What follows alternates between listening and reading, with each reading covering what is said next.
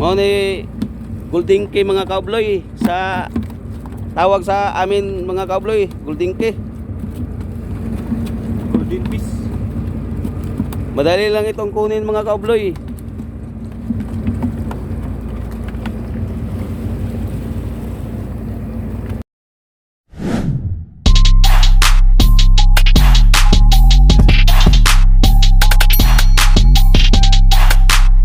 Ang isa nakabingwit na. Bingwit na. Si Boy Latik. Boy Latik. Ingon Boy Bahaw. Boy Latik. Marami nang hindi na nagkasya dito mga kaubloy oh.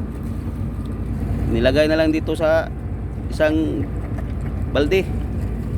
So, kabingwit na naman. Madali lang itong kunin mga kaubloy.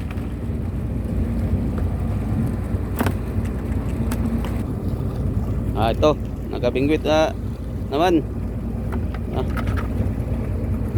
Ito pa, si Boy Latik. Boy Latik. Ayusin mo, baka makawala.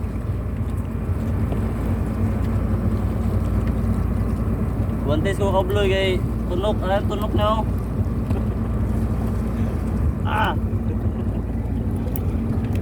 Sarap to mga kaubloy, masarap to. Masarap sa tinula, kinilaw, at saka pinirito, paksiw, lahat ng uri ng pagluluto mga kaubloy. Masarap to. Presko pa, dito lang kayo makakita ng presko na isda mga kaubloy sa laot. Boy Latik, meron na? Meron na. Meron na din. Maliit. Napakawala natin mga kabloy. Wag, sayang. Kakain din yan. Kakain din yan ulit.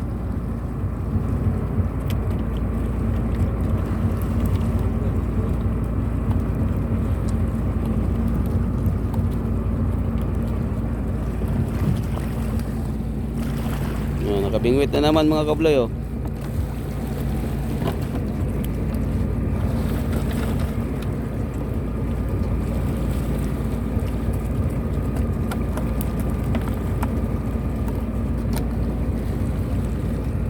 Masarap ito mamaya sa kinilaw mga kabloy.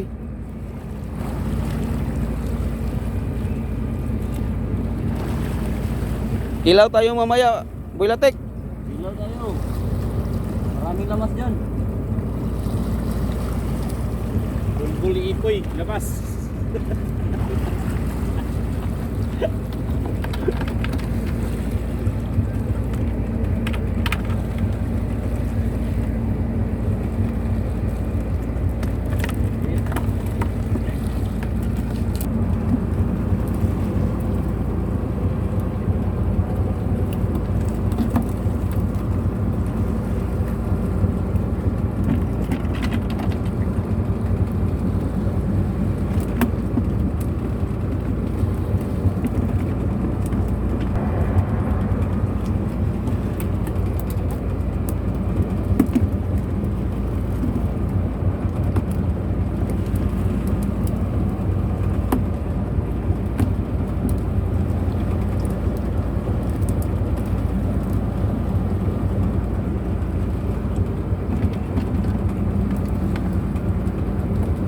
Medyo maalon-alon ang karagatan mga kabloy.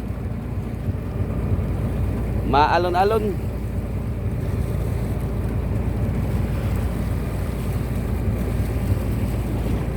Ayusin mo Boy Latik.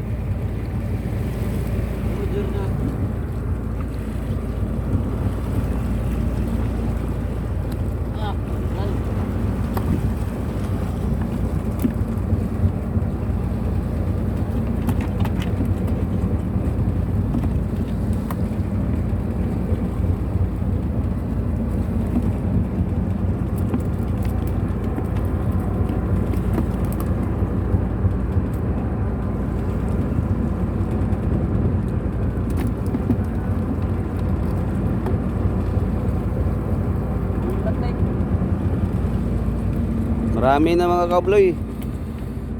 Mahal ang kilo nito mga kaubloy. 250 ang kilo nito. Oh. Presko pa, presko. Dami na oh. Kaya nga 5 kilos. 5 kilos na mga kabloy. Wala pa isang oras pang bingwit nila.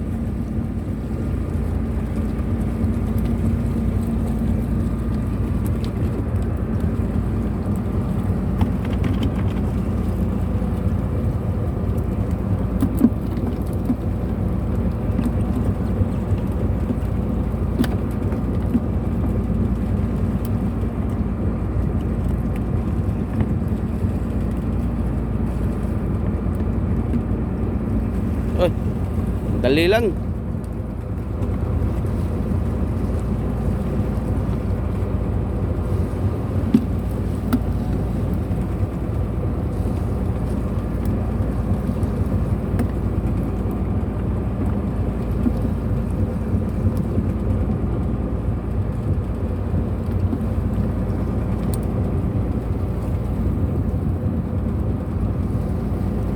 Yung mga kabloy oh.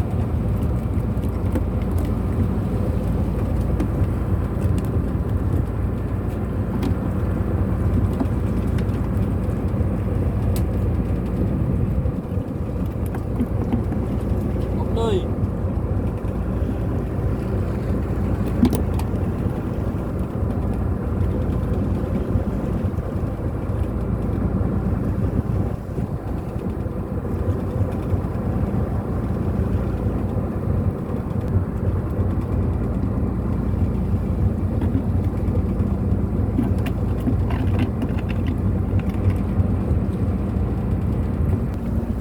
Plus 5 no? Plus 5. Plus 5. Dami talagang biyaya sa karagatan mga kabloy. Kahit anong uri ng klase na isda mga kabloy, marami dito. Ito ang pagkuha ng mga guldingke mga kabloy. Ang tawag sa amin guldingke. Ito mga kabloy oh, itong guldingke to mga kabloy sa amin.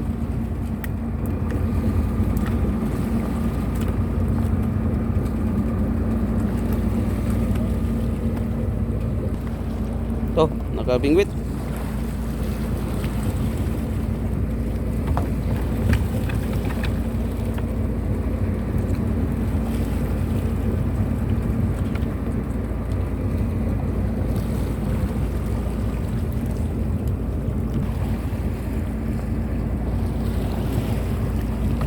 Wala sa apartaran na nagka-upoy.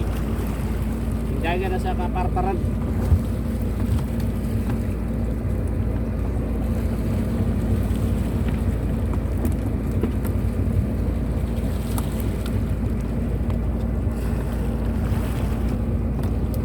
Wala nang kumain. Mamaya na naman.